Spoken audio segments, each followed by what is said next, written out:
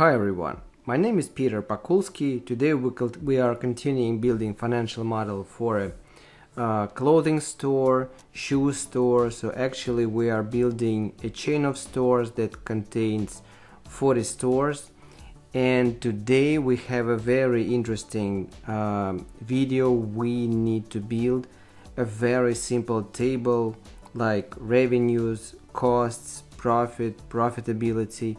That will show you a very quick result of this or that scenario that you already built. Because when you create a huge amount of scenarios, you need to have some very simple table where you will be able to see just revenues, costs, profit, and profitability monthly, how the business breathes itself. And today we have these very interesting tasks.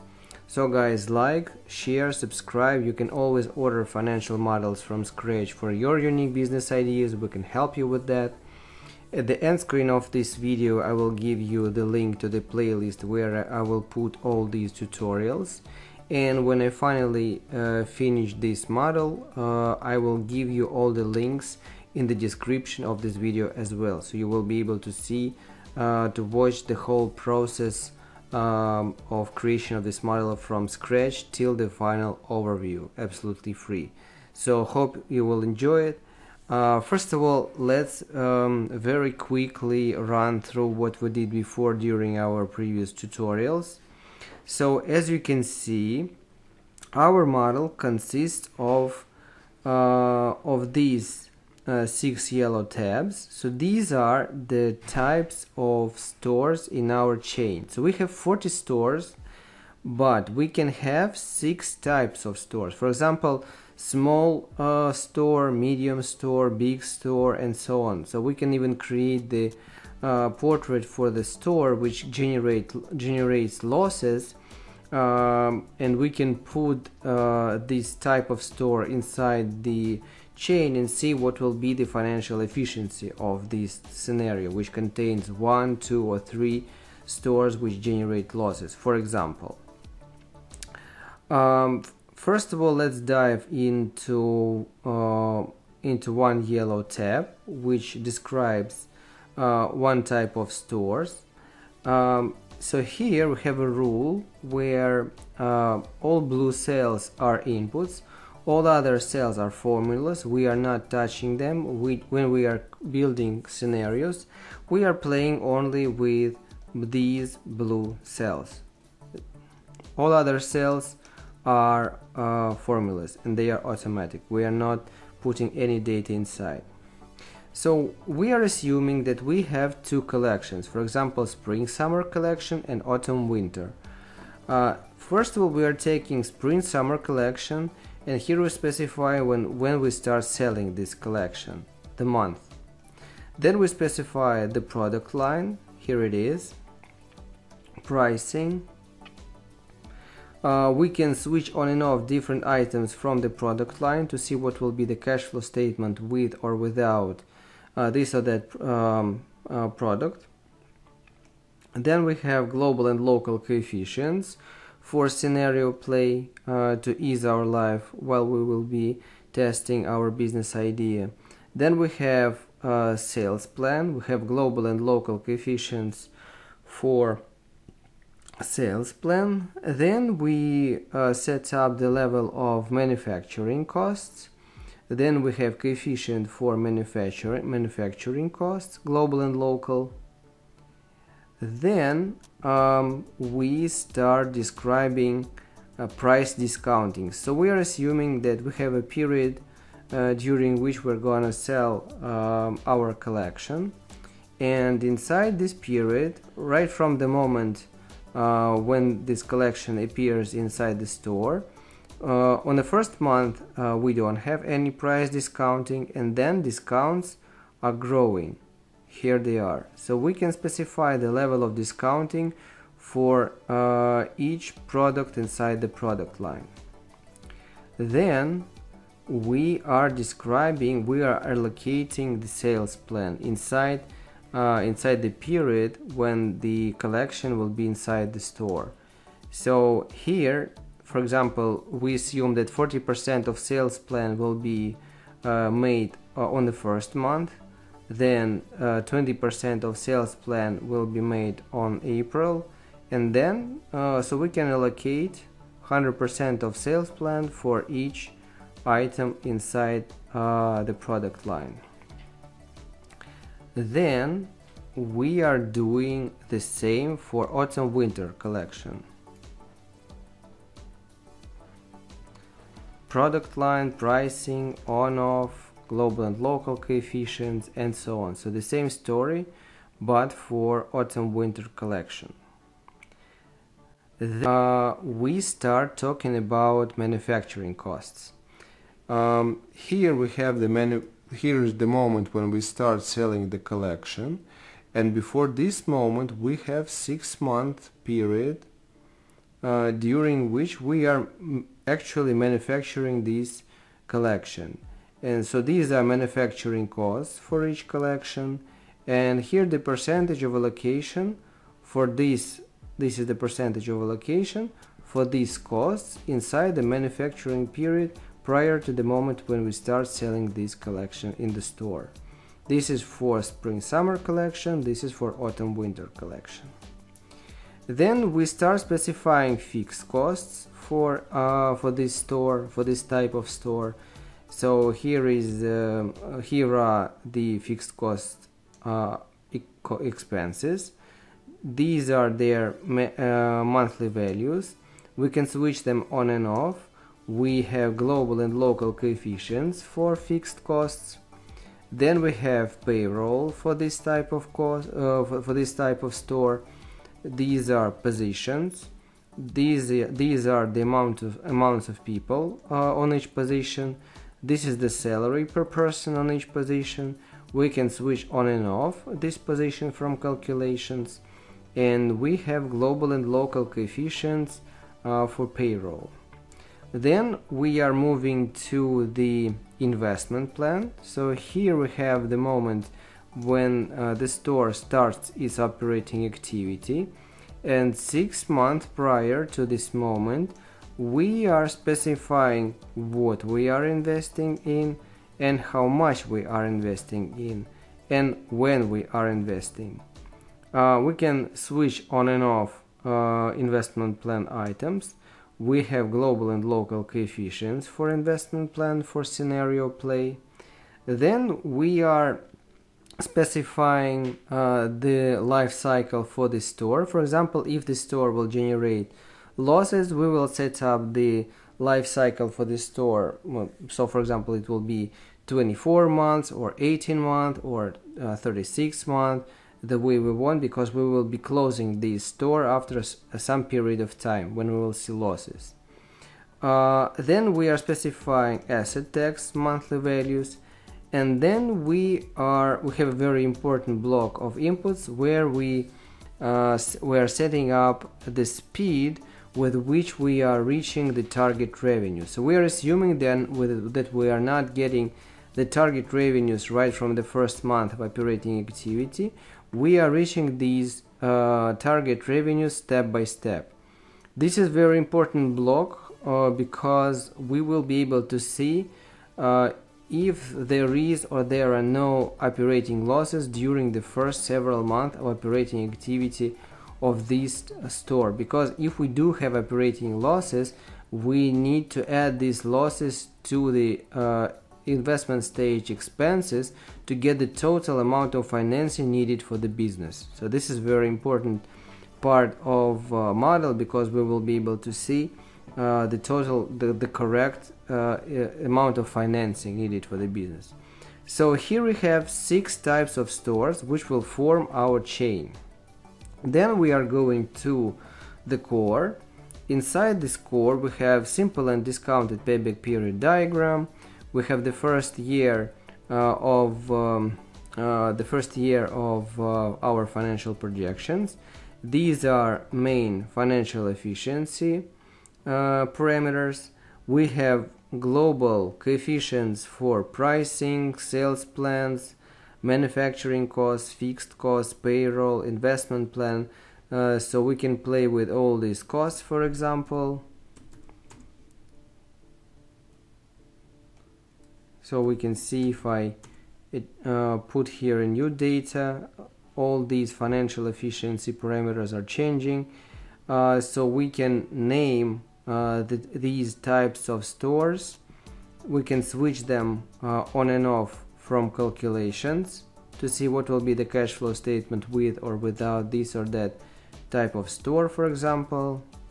So we can do it very quickly.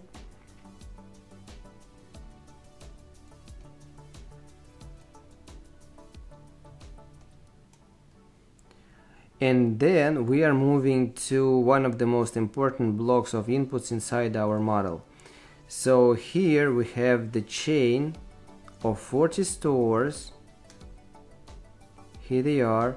And for each store we can specify what type of store it will be, when we're gonna open this store, month and year, and we can switch it on and off from calculations. So we will be able to create scenarios very easily, because we already set up all the parameters for the stores, and here we're just playing with types and when we're gonna open this or that type of store. So we can build scenarios very quickly. What's next? So then, adding a loan inside our model, we can specify the amount of loans, term of loan, interest rate, grace period for interest payments, grace period for principal payments, when we get this loan, year and month. Then we are adding a management company inside our project, and we have three variants of adding this management company. The first variant is when we launch the first store in our chain, the first variant of management company appearance. The second variant is when the chain reaches, for example, 5, 10, 20 stores, and then we are adding a management company, the second variant. The third variant is when we manually set up when we want to start a management company, so we can specify it here, year and month. Then we are choosing what variant we are gonna use in our model, and then we can switch on and off the management company appearance and see how the chain breathes itself without external burden, without not external but management company burden.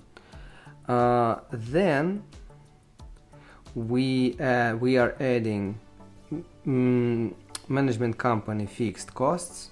We are adding payroll management for management company. We are adding investment plan for management company. Then we are talking about taxes, tax rates.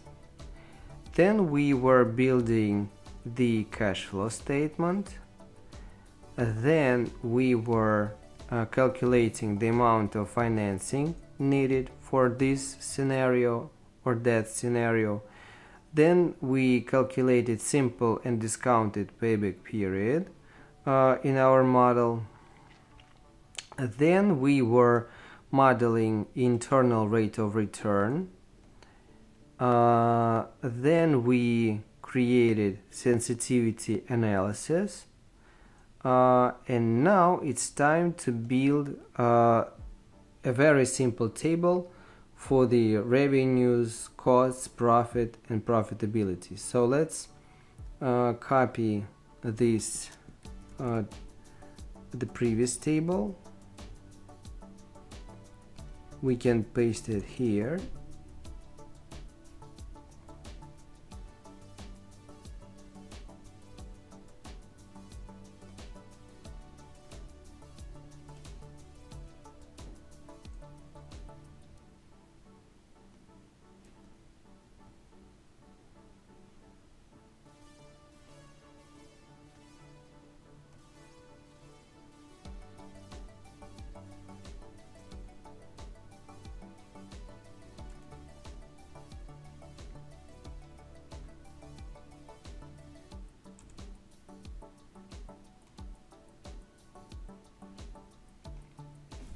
So I will name this new table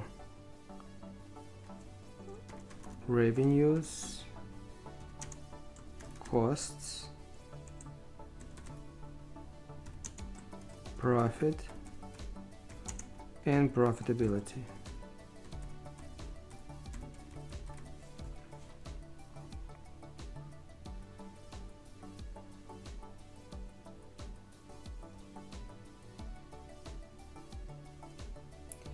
So here the lines will be revenues,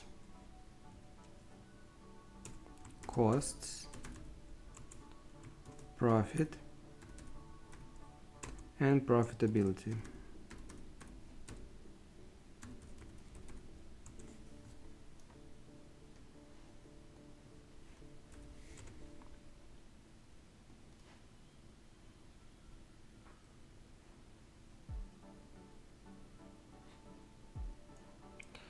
Now let's use our cash flow. So revenues, we are pulling revenues from the cash flow from the top line. Here they are. For costs, we are pressing equals, going back to the cash flow statement, and here we are summing up direct costs, then payroll, then fixed costs, then taxes, then principal payments, then interest payments. Now let's press enter. So we're not adding investment plan expenses, so we're looking only at operating expenses. So then we're calculating the profits, revenues minus costs, and then we are dividing profit by revenues. If error, we will be putting here a 0. So this format will be percentage. And now let's extrapolate this formula to the right, to the whole of our timeline.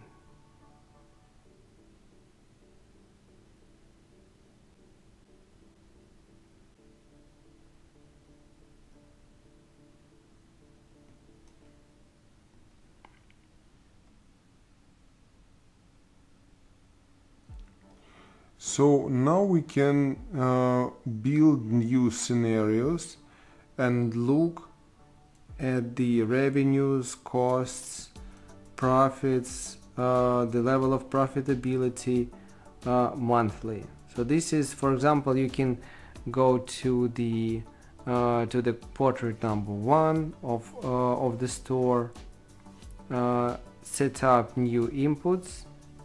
You can go back to the core and you can see what will be the revenues, what will be the cost, what will be the profit, what will be the level of profitability.